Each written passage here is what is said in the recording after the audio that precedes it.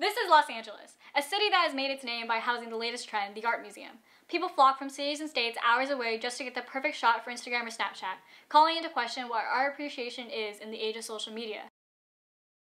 To find an answer, we talked with our art history teacher, Mr. Holshold, and traveled to LA to have a conversation with Nevin Kalapalli, the social media coordinator for the Museum of Contemporary Art, or MoCA.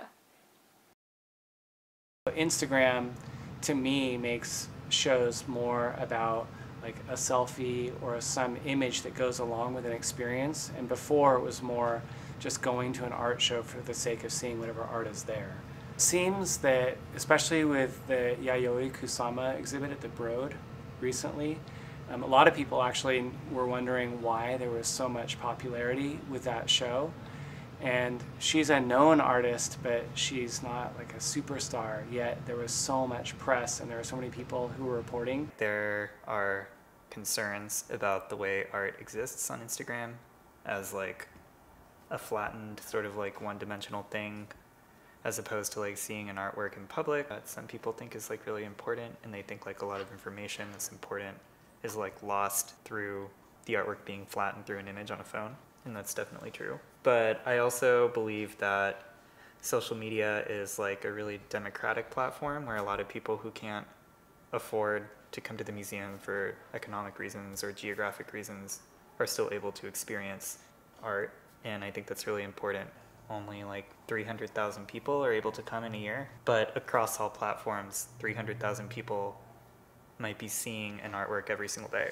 I don't know that something like surface level shows aren't necessarily sophisticated or deep, but the way their popularity is more, there's more of an immediacy to it, like visual immediacy to it, even if there might be also some sort of underpinning to it that isn't as obvious.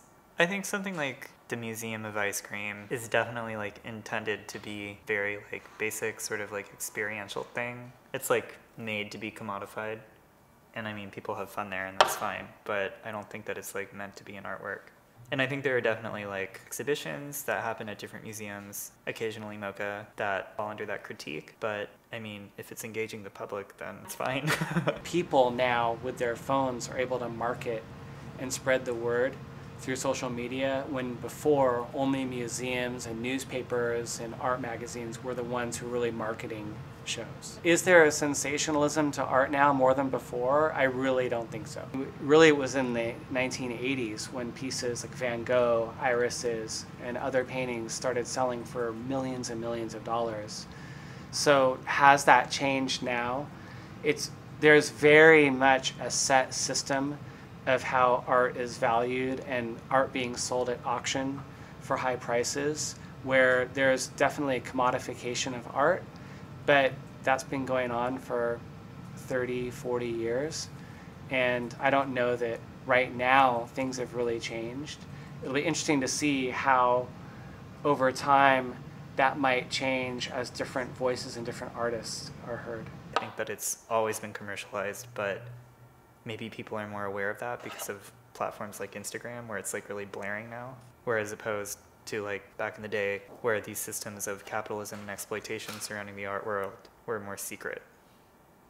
Times are changing, and the way that we show our appreciation is changing accordingly. The popularity of these museums on social media is indicative of the unique way that we have decided to engage with them, and that's important.